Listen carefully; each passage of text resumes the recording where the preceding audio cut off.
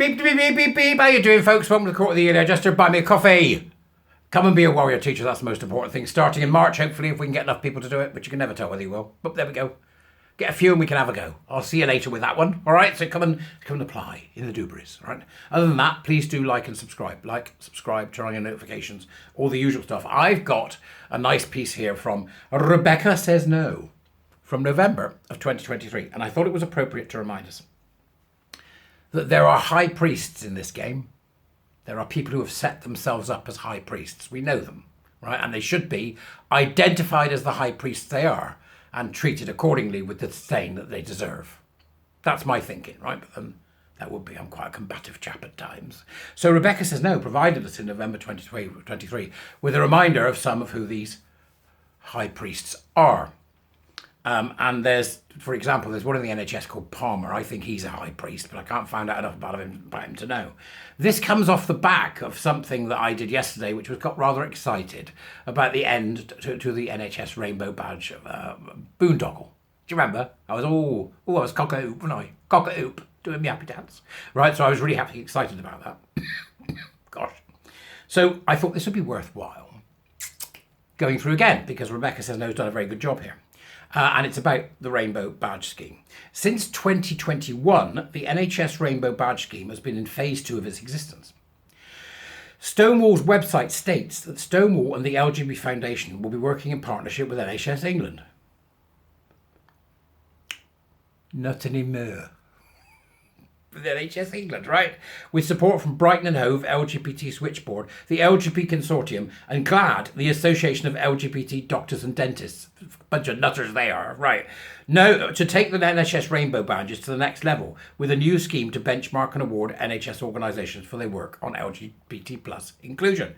The public was not consulted on this, is unlikely to be aware of what power these controversial organisations have been given over the nationally funded health service.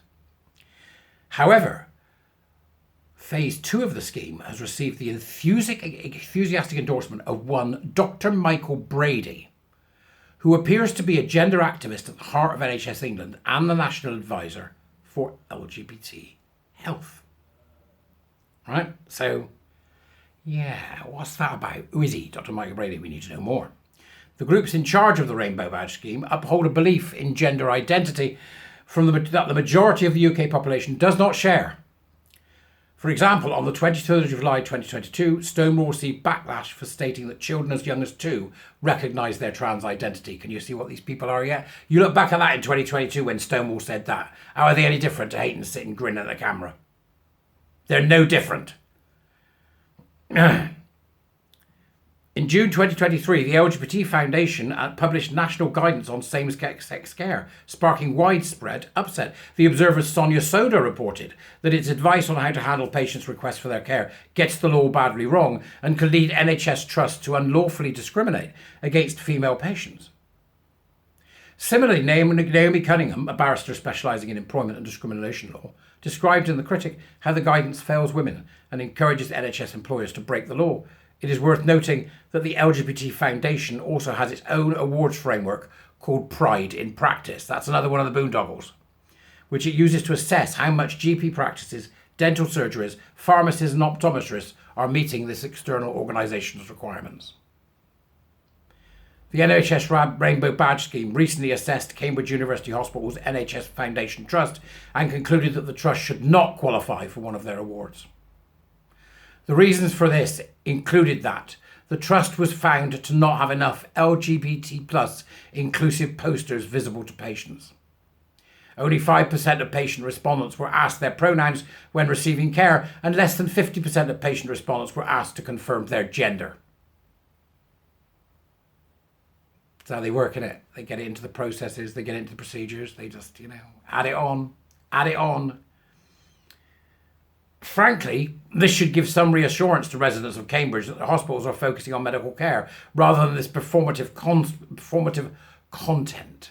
Great way of putting it there, performative content. Cambridge University Hospital Trust includes Addenbrooke's Hospital and Women's Hospital, The Rosie, which is described as a regional centre of excellence for maternity care. Despite this, the Rosie was evaluated by the NHS Rainbow Badge Scheme as being unworthy of receiving a diversity award due to using the word mother in their maternity leave policies. The population is likely to take a very dim view of attempts to forbid the use of the word mother. Many people will find it insulting and offensive, but of course the NHS Rainbow Badge Scheme's emphasis on the importance of inclusion does not extend to those who do not share their ideology. As seen in the examples above, this is a clash between navel-gazing career EDI specialists and clinical staff working in the real world, who treat patients' physical well-being rather than their identities. The confusion that arises is inevitable when gender ideology meets the reality of healthcare. If hospital trusts behave responsibly and in the interest of patient safety, then they should not agree to the NHS Rainbow Badge Scheme's identity-based demands. GLAD UK is among the organisations that run the NHS Rainbow Scheme. We previously described how GLAD has persuaded the General Medical Council to list doctors on the public GMC register according to their self-declared gender identity rather than their sex, a worrying example of identity taking precedence over reality in an organisation. Now, the General Medical Council is a particularly interesting one because the Mill did a hit piece on me, if you remember, and I've challenged them to cover the General Medical Council because it's in Manchester and they've not responded. So you might want to get in touch with them yourself at Manchester Mill and ask them why they're not covering the GMC, because they should be covering it. Okay, so that's go and have a read. There's much more to it than that. Rebecca has put in the most extraordinary work to produce a document that gives us a timely reminder that there are high priests in this movement and that we now have some of their names, and it's time that we highlighted they are high priests and dealt with them. That's massively different from the persuasion that you may undertake as an individual on a day-to-day basis. A massive difference. You know, people who are celebrities and all that sort of stuff make a huge difference. People that have got big voices can make a huge difference. But the real difference here is being done by people on the ground, right? By the people out on the streets with leaflets every week. Right? That's where the real work's being done. The real footwork, I would call it. You know, the sort of troops. So they're doing the great work. And this is often done by people who are anonymous. Right? People who are anonymous. Okay, so please remember that. It's very important. Right, they're just as much part of the fight as anybody else is, and we all do what we can when we can. Same goes with the pronoun nonsense. I've been thinking about a flowchart. I need a pronoun. Should I use pronouns? Flowchart. Should I remain anonymous? Flowchart. I could do with it, you know, really. But from a pronoun perspective, I would say this to you: if the use of incorrect pronouns is something that you can avoid it, because I won't do it.